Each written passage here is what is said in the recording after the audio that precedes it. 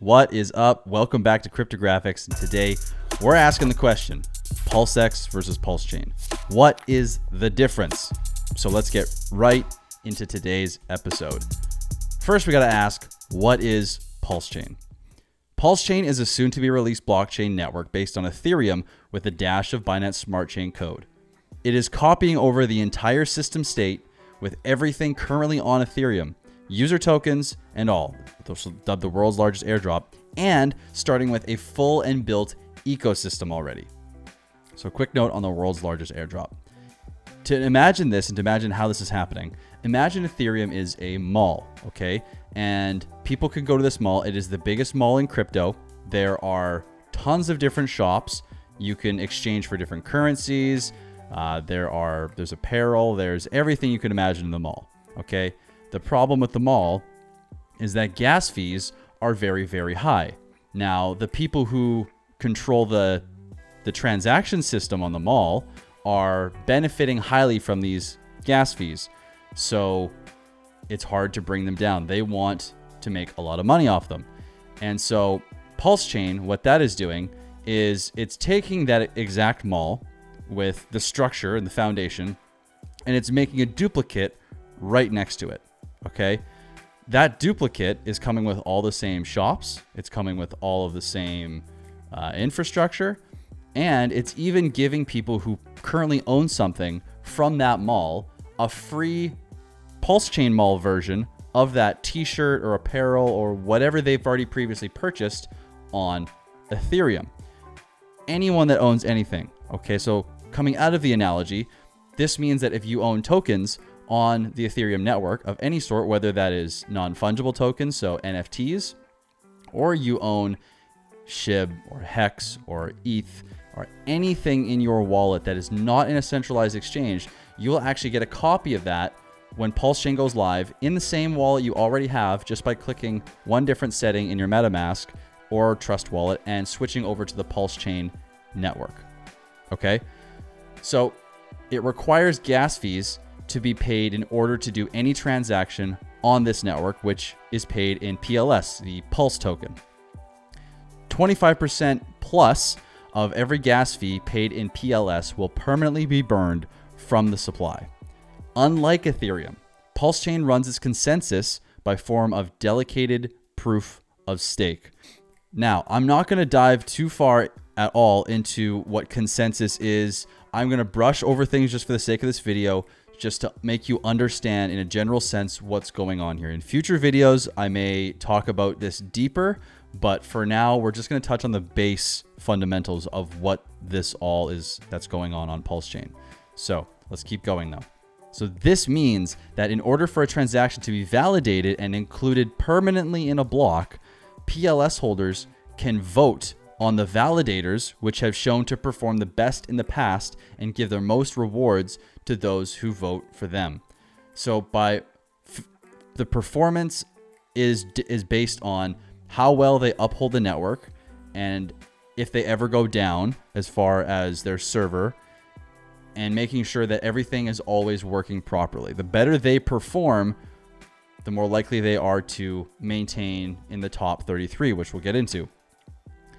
A total of 33 validators will be in constant rotation to uphold the network, though there will be more that will be trying to get into rotation, okay? So there's a constant voting process that if someone is underperforming and is not giving enough rewards, or even just the rewards for that matter, and someone below these 33 validators that are in the rotation of getting the block reward and maintaining the network, that person or that validator can be voted and move up the ranks into that 33 validator hierarchy. So Pulsechain is more eco-friendly and has the ability to process much more transactions per second than Ethereum. So that's Pulsechain in a nutshell. What is PulseX then? PulseX is the premier decentralized exchange, otherwise known as DEX, being built for Pulsechain specifically. It will have the cheapest fees to transact on the entire chain at 0.29%, which is the cheapest of any of the DEXs that will be on Pulsechain, because many of them will be copied over, as well as be the most liquid of any exchange. And I'll get to what that means shortly. Of this 0.29% of the transaction fees, around 76% of the fees go to liquidity providers, 3% goes to an address you should have no expectations of, and 21% goes to actually buy and then burn PLS tokens. It will be the most liquid due to a bot made specifically to harvest tokens from other DEXs that are getting copied over, like Uniswap or SushiSwap, etc., by buying up the tokens and bringing them to the PulseX exchange where they will live, hence making it the most liquid.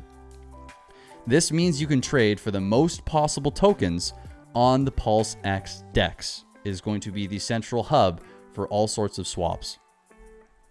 So PulseX will allow users to provide liquidity to earn LP, liquidity provider tokens, which are worth their original investment and interest to be claimed at a later date. Users also have the option to take those LP tokens, those liquidity provider tokens, and stake those in LP farms to earn INC or INC, an incentive token, on top of what they would earn from being a liquidity provider. There will also be a single-sided staking pool for holders of PLSX. Holders will be able to vote on pools and which reward token will be given for a given pool in a DAO, the Decentralized Autonomous Organization, where decisions for PulseX will be made. What is PLS token? Like ETH or Ether is to Ethereum, Pulse or PLS is the native token used to pay for transactions on the network. Due to the previously mentioned above 25% burning of gas fees, the overall supply of PLS is deflationary, meaning the supply will only ever be reduced after the launch of Pulsechain. No new tokens will ever be minted once Pulsechain mainnet goes live.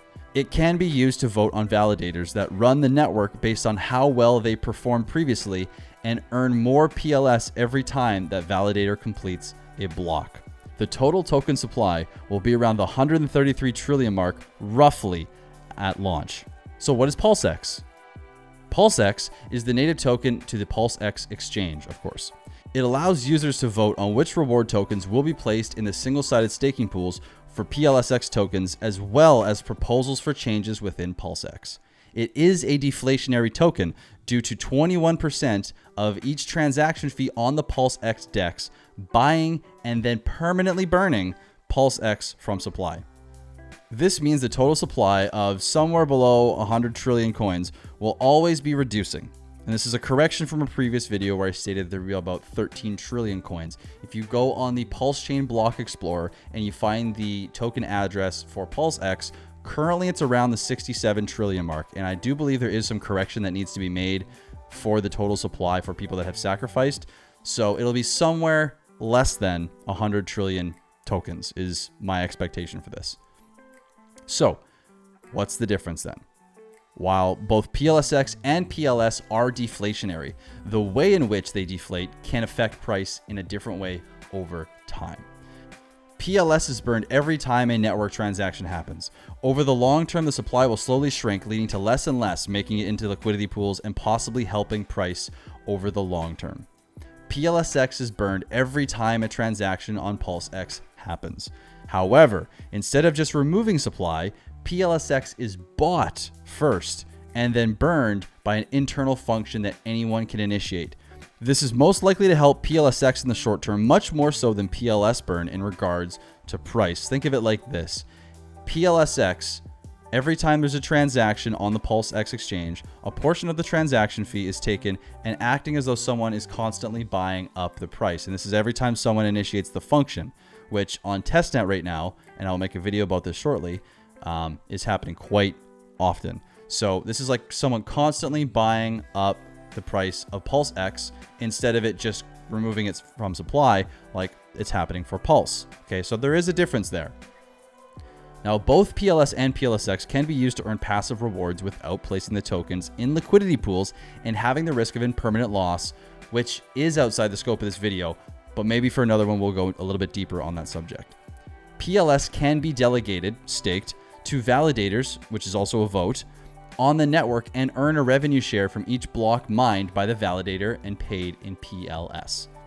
PLSX can be placed in a single-sided staking pool in order to earn one of, most likely, a few different choices in token as a reward. Now, PLSX holders can even vote on which tokens they wish to have in the pools. However, we do not know which tokens will be able to be voted on yet. So the long-term benefits comparison. While both tokens have utility in regards to earning passive rewards, only one token will always be required in order to transact on the network.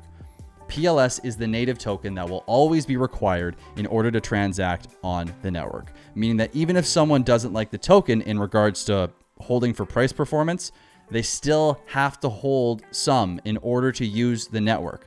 As more users migrate to Pulsechain for this reason, as well as its deflationary mechanism, we're likely to see a continual rise in price over the long term.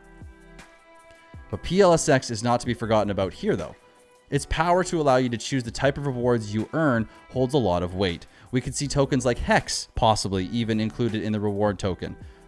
The PLSX staking function on testnet does seem like the rewards heavily outweighs what PLS receives from validators. However, and a big however here, it should be noted that this is all likely to change drastically once Pulsechain mainnet goes live. We could still see the benefits and the rewards from the PLSX staking pool outweigh the PLS rewards from delegating your PLS to a validator, but we'll see. It's not for sure yet, and only time will tell once Pulsechain mainnet goes live. Outside of the PLSX staking and voting, there is no requirement to have it in order to participate on the network, unlike PLS, which is. So that's one of the major differences between the two of them. Let's talk about short-term benefits though.